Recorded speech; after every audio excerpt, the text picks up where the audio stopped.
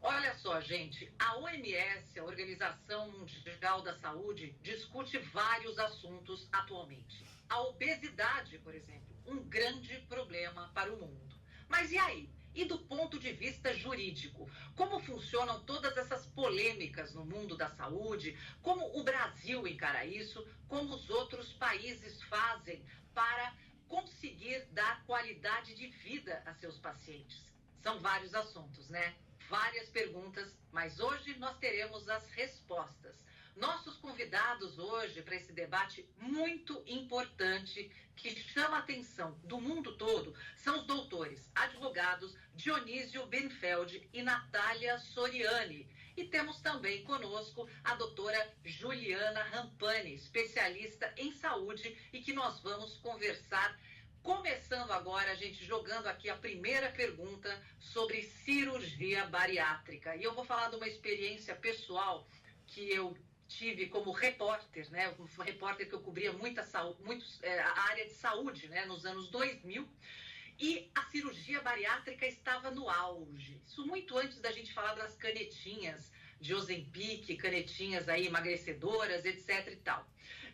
Hoje a tecnologia evoluiu, mas a solução para uma obesidade que na época se chamava mórbida, a doutora Juliana até pode falar qual que é o termo correto que a gente fala hoje, a cirurgia era muito indicada. Só que como toda cirurgia, ela envolve riscos.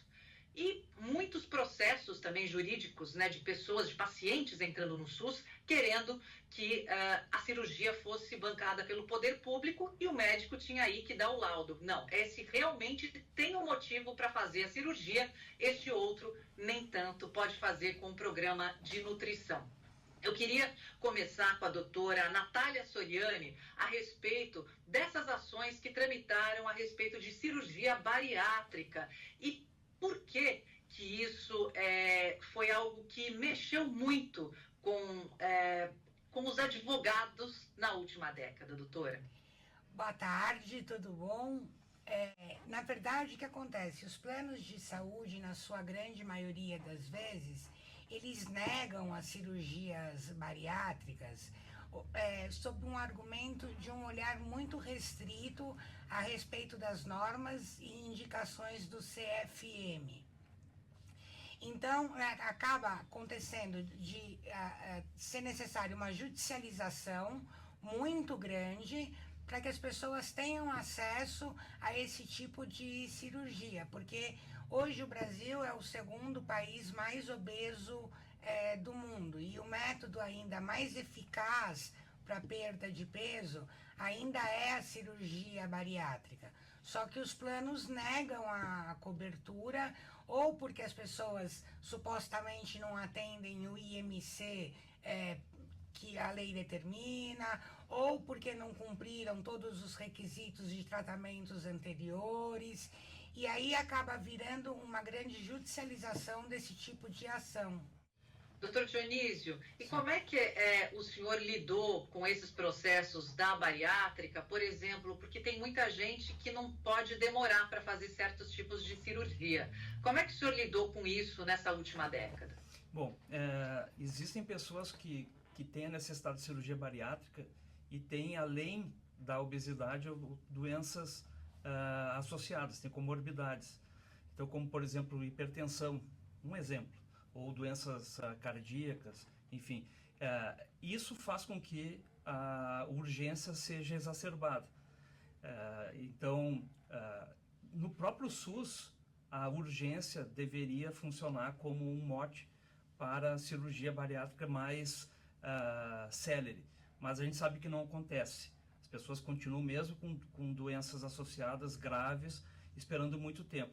E nos planos de saúde, nós encontramos algumas resistências ao longo dos anos das operadoras em fornecer a cobertura para a cirurgia bariátrica, mesmo com doenças associadas, sob a justificativa de que as pessoas não cumpriram as carências. Porém, nós sabemos, por lei, que as carências para doenças que exigem um atendimento de urgência são de apenas 24 horas, e as pessoas não sabem disso. Então, nós encontramos ao longo do nosso tempo aí de trabalho, pessoas que sofreram por muito tempo, sem saber que já poderiam ter sido operadas há muito tempo. E então vem o trabalho do advogado de justamente informar e levar à justiça esses pedidos, pessoas que já deveriam, inclusive, ter sido operadas e já poderiam ter feito isso. É um trabalho mais informativo. Certo. É porque eu imagino a quantidade, né, de ações, né, que vocês devem ter tido em questão de experiência de pacientes procurando, porque muitas vezes os pacientes não sabem o que é o certo e o que é o errado. E, nesse caso, a doutora Juliana Rampani tem experiência para a gente, para explicar, Ju, por que você, assim, antes de você ser gestora de clínica, de você ter suas clínicas, você passou por muito corredor de hospital. Então, você acompanhou isso de perto. Ju, o que você pode dividir com a gente a respeito da bariátrica? Afinal de contas, quem pode fugir da bariátrica e utilizar um outro método para emagrecer? Mas não esquecendo que a gente está falando de lá atrás, quando essa tecnologia aí não existia, de farmacêutica não existia. Não, com certeza. Assim, o que eu vejo hoje em dia, muito do que o doutor falou aqui, é que as pessoas que estão tentando emagrecer já há muito tempo e utilizam de medicação, não só essas novas, que a gente sabe que hoje é um pouquinho melhor, né, essa tecnologia farmacêutica, mas antigamente não era tanto. E aí o paciente começava a tentar emagrecer e não conseguia com a ajuda dos medicamentos e dietas, e isso virava um problema muito grande e começava então a associação de doenças, diabetes e enfim, todas essas que a gente já sabe. E aí a busca pela bariátrica era assim, uma solução importante para que esse paciente tivesse ali sanado os seus problemas de saúde. Mas encontrava-se essas dificuldades em plano de saúde e também na parte pública. O que trazia na minha memória uma pergunta, e agora eu vou tirar essa dúvida também, a obesidade, ela é considerada uma doença. E a gente não tem só a obesidade de um IMC que vai ser o IMC para entrar para a cirurgia, mas pode ser um IMC menor, mas a pessoa está obesa. Ela pode ser considerada uma doença pré-existente quando a gente vai entrar num processo de plano de saúde? Pode. Ela pode ser doutora, eu também tinha essa dúvida. Ela pode ser considerada, sim, uma doença pré-existente, mas isso não invalida o que o Dr. Dionísio falou. Você entra como uma doença pré-existente, você teoricamente teria que cumprir as carências contratuais para poder realizar a cirurgia, só que se no decorrer desse tempo você começar a apresentar comorbidades que agravem seu estado de saúde, você tem direito a fazer essa cirurgia em caráter de urgência e o plano é obrigado a efetuar a cobertura. Desculpe, a partir de 24 horas, a né? A partir de 24 horas. Se o paciente estiver em risco. Então, aquilo que a gente chama de cirurgia corretiva está incluído nisso. O que você chama de cirurgia corretiva? Por exemplo, as pessoas às vezes que fazem bariátrica precisam fazer alguma pequena correção depois, porque na verdade assim é o hábito do paciente. As reparadoras. As reparadoras, as cirurgias plásticas. São as cirurgias reparadoras. Sim, elas também são consideradas como doenças pré-existentes, que teoricamente você deveria cumprir o período de carência contratual para poder fazer a cirurgia reparadora. Os planos normalmente negam as cirurgias reparadoras sob o argumento de que são meramente estéticas, só que as pessoas que têm esse excesso de pele, não é uma questão estética.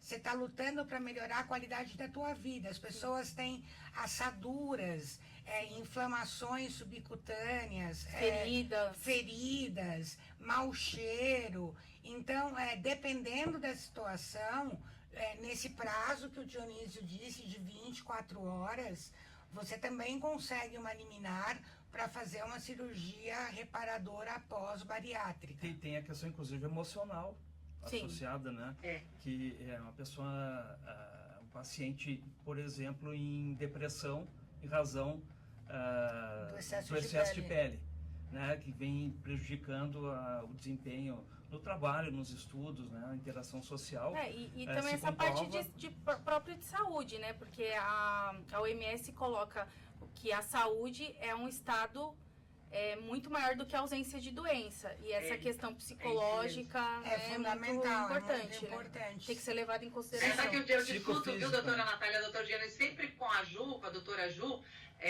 essa coisa da medicina integrada. Hoje o que a OMS reconhece, assim, falando como paciente, como leiga, reconhece que a saúde física e mental, elas têm que andar Sim, juntas. sim. Então todo o tratamento médico tem que contemplar esses dois itens. Exatamente, Sim. a integridade psicofísica. Isso. E a gente vê que os planos negam muito porque falam que a cirurgia em caráter de estética. Agora, até que ponto, doutora, que a gente consegue entender que aquilo é reparadora e não estética? Por exemplo, dá para mesclar ao plano falar, eu vou cobrir uma retirada de pele na abdominoplastia, mas eu não vou cobrir uma prótese de silicone, por exemplo. O plano pode, você precisa, assim, o seu médico, ele vai precisar demonstrar que aquela cirurgia, ela não é estética. Eu não estou colocando a prótese de silicone para ficar com os seios mais bonitos.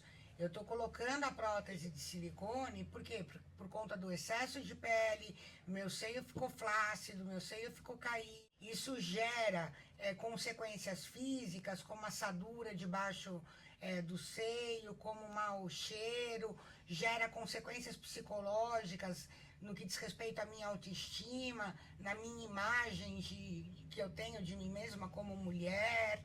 E você precisa de um bom relatório médico que comprove essas situações para você conseguir, junto ao plano, ou se o plano negar, conseguir judicialmente a cobertura dessa prótese, entendeu? O médico é um grande aliado do paciente no acesso à justiça. Talvez seja o primeiro aliado. Exatamente. Antes ainda do que o advogado. Ele tem que fazer um relatório Exatamente. condizente com o estado do paciente. Nós vemos pacientes bem orientados ou mal orientados a partir da conduta relatório do médico.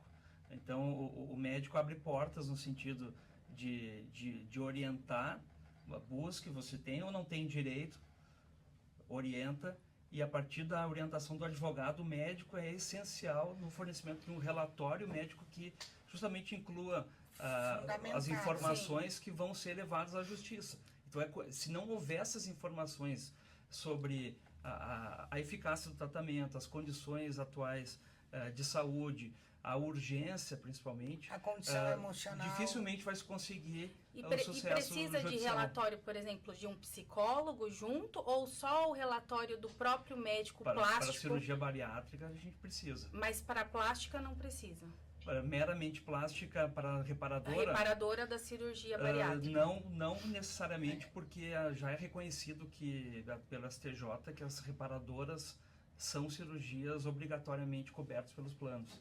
Tá? Mas para a bariátrica, como existem critérios que devem ser cumpridos multidisciplinares na medicina, na área da saúde, a gente precisa sim que o paciente passe pelo psicólogo, pelo nutricionista, endócrino, cirurgião. É uma equipe multidisciplinar.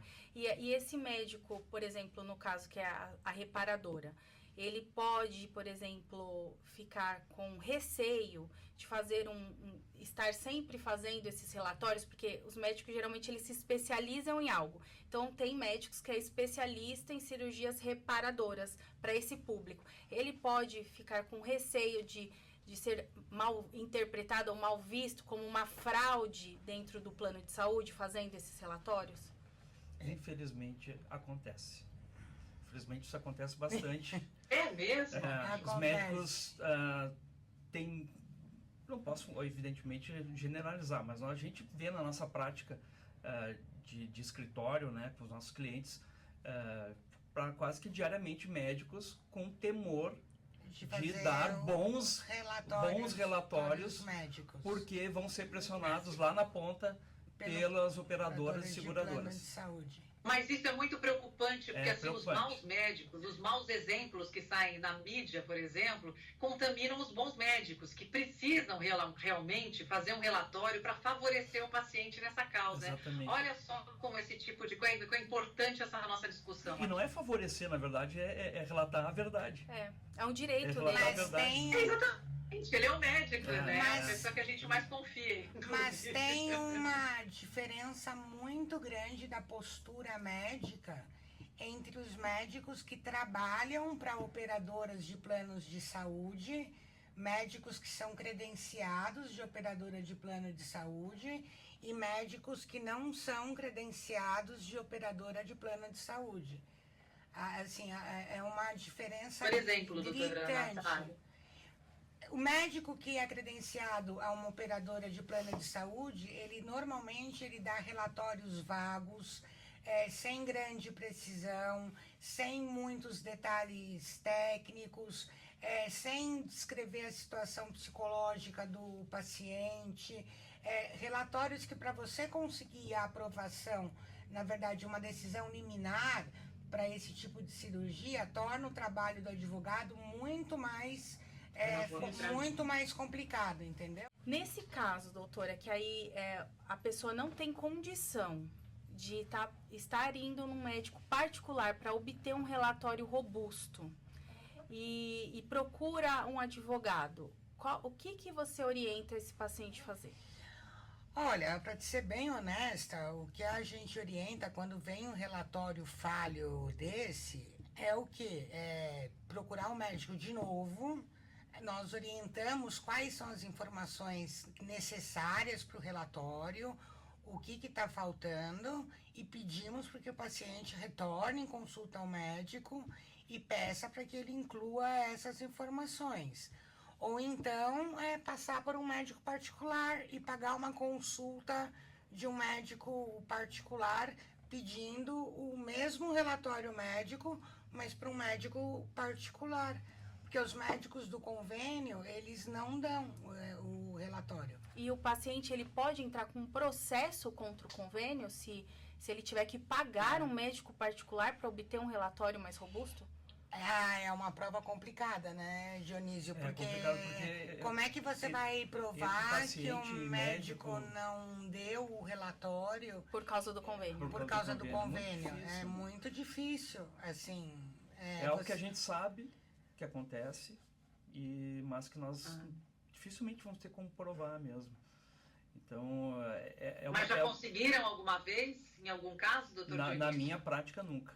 Na minha prática, nunca. Mas as histórias continuam chegando. Já consegui que médico mudasse o relatório, assim, de paciente ir lá, pedir o relatório, o médico dá um relatório vago, o paciente retorna no escritório, aí eu pessoalmente pego o telefone, ligo para o escritório, me identifico como advogada do paciente, digo que quero conversar com um médico a respeito do paciente, aí o advogado, na pressão, acaba, muitas vezes, modificando e complementando o relatório.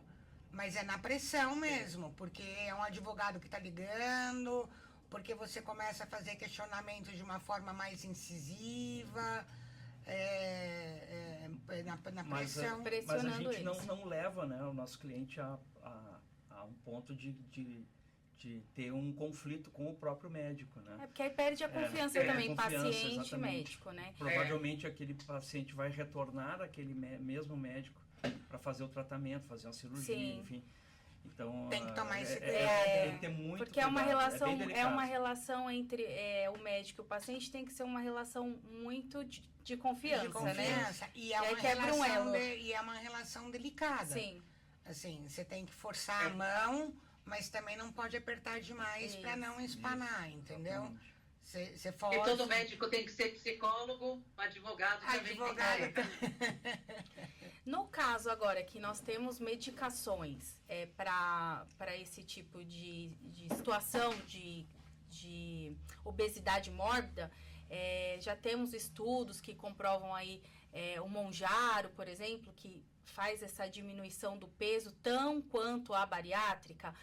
O SUS, ele já incluiu no rol de medicação de alto custo para quem precisa? Não. Não? Não incluiu. Não inclui, E não tem nem previsão para incluir. E tem algum precedente que a gente possa usar se um paciente não quiser recorrer à cirurgia e ele não tem condições de usar o medicamento, mas tem todos esses riscos de doenças associadas? O plano de saúde ou o SUS conseguiria fornecer?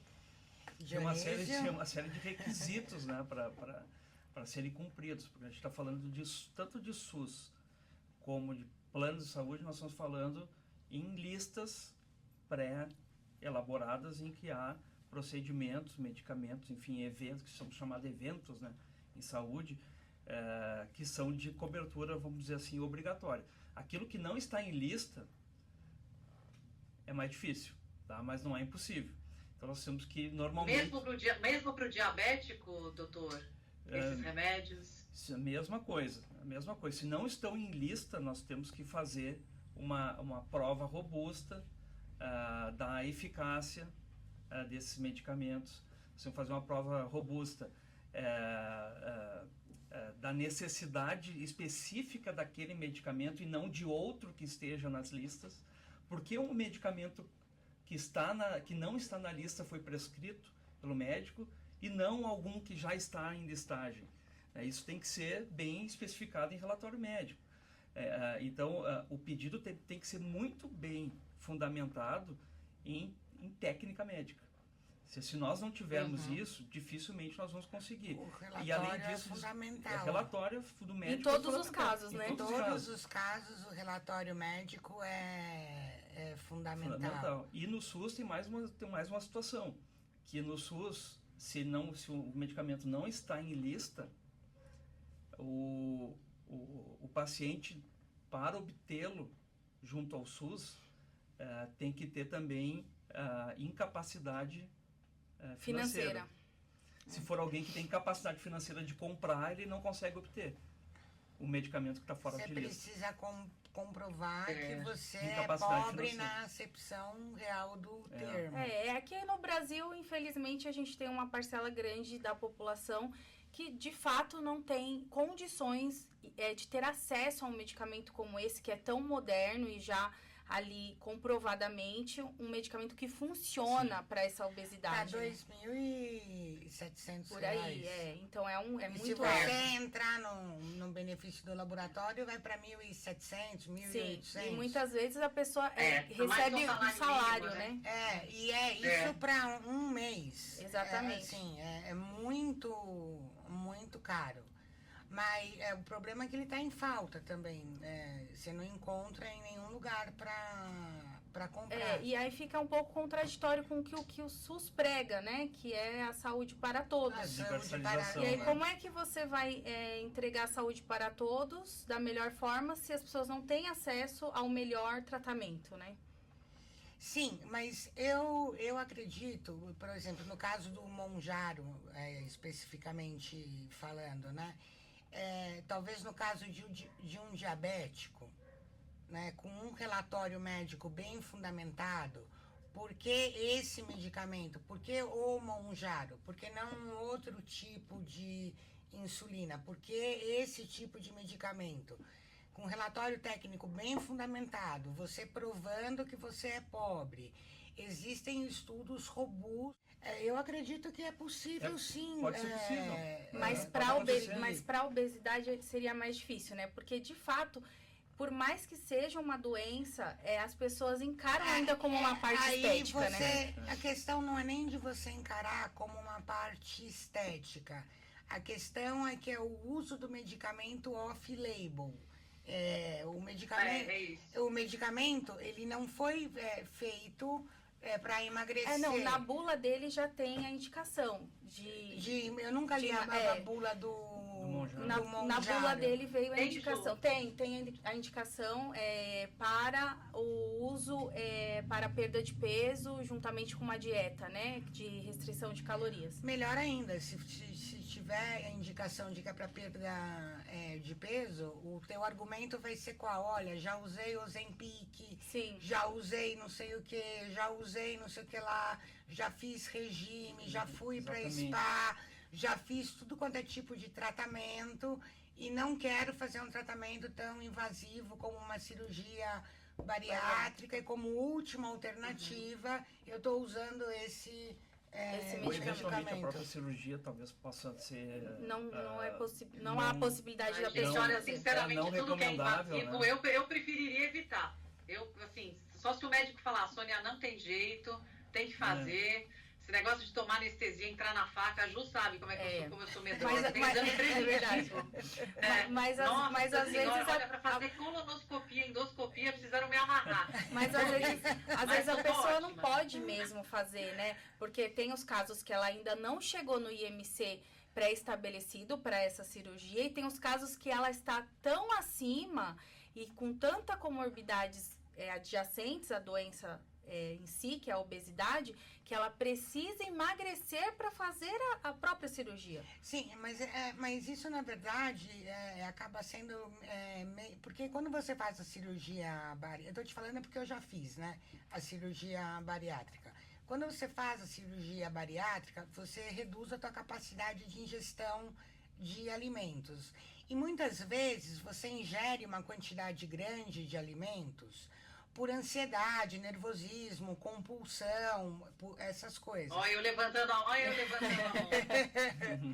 E aí, o que você faz? Quando você faz o paciente emagrecer, por exemplo, 15% do peso dele, 20% do peso dele, antes de fazer a cirurgia bariátrica, o que você está fazendo, na verdade, é educando ele para a nova realidade de vida que ele vai ter pós-cirurgia. Porque quando você obriga o paciente a perder 15% do peso, 20% do peso, ele necessariamente vai ter que ingerir uma quantidade menor de calorias para poder reduzir o peso. Então, você está educando o teu paciente a realidade que ele vai enfrentar depois da cirurgia, entendeu? Às vezes não é tanto por uma questão física que você precisa perder 20% do seu peso. É por uma questão, assim, de você se adequar a uma realidade nova. Porque, senão, como é que faz? Uma pessoa que comia um prato de caminhoneiro vai fazer a cirurgia de uma hora para outra, pode comer 2 colherzinhas de arroz e um pedacinho de carne, não consegue lidar com essa situação. Sim. Vai ingerir uma quantidade grande de alimento, vai passar mal, vai vomitar. Então, é uma forma de você educar seu paciente para uma realidade nova que ele vai viver, entendeu? Que é bem inteligente, né? Porque senão a pessoa se prejudica também. Então, é uma questão, acho que creio eu, muito mais educativa do que uma questão assim, de educação emocional, Sim. de preparação emocional, do que necessariamente de saúde. Por isso que é importante na cirurgia bariátrica você ter o laudo de um psicólogo Sim. dizendo que, emocionalmente falando, você está preparado para aquela cirurgia e para enfrentar esse tipo de restrição alimentar, entendeu? Doutora, e quando a gente já fez a cirurgia e vai trocar de plano de saúde, isso impacta alguma coisa Boa pergunta. na hora de eu falar, eu já fiz uma cirurgia bariátrica? Pode dar, pode ser considerado, né, Natália, uma doença pré-existente. E isso gera uma chamada CPT, que é uma cobertura parcial temporária, especificamente para obesidade, no novo plano, uma restrição à cobertura por até 24 meses. Mas que também pode ser vencida nas situações de urgência. É que também é questionável, porque além de ser vencida em situações de urgência, eu vou dizer o seguinte, bom, eu fui obesa, eu não sou mais. Sim. Eu não tenho uma doença pré-existente. Eu já curei a doença pré-existente. Eu não sou. Outro prisma. Eu não sou mais obesa. Eu não tenho. Você tem doença pré-existente? Não. Não tem. Não, E se por acaso Não, eu acontecer zerei, algum... né? Quando você vai- eu tô. Mas hoje, os planos de saúde, quando fazem você preencher aquela fichinha de adesão, se você coloca um MC. Declaração de saúde, né? A declaração de saúde, se você coloca um MC um pouquinho mais alto, mas assim, um pouquinho mais alto, coisinha simples, eles vão dizer que você já tem obesidade grau 1, né, E hoje eles já Dionísio? fazem o seguinte, hoje tem alguns que nem perguntam o IMC, até porque as pessoas muitas vezes não sabem, né? Ele pergunta o peso e E a a altura. altura para eles Depois calcularem. ele calcula. Estamos caminhando para o final desse debate efervescente, mas olha, vocês vão prometer voltar, porque a gente tem muito mais assuntos para conversar com vocês. Doutora Natália Soriani, doutor Dionísio Birnfeld, doutora Juliana Rampani, minha parceira aqui desses podcasts tão importantes e que a gente quer cada vez mais que você aprenda com os nossos convidados que estão no estúdio móvel, aqui longinho, aqui em Paris, e no estúdio aí em São Paulo, com a doutora Ju. Um beijo para vocês, até a próxima. Agradeço Até a vocês. próxima, Considerações finais. Até a próxima oportunidade. Muito obrigado. Muito obrigada, Sônia. gentileza. Obrigada pela oportunidade. Eu também.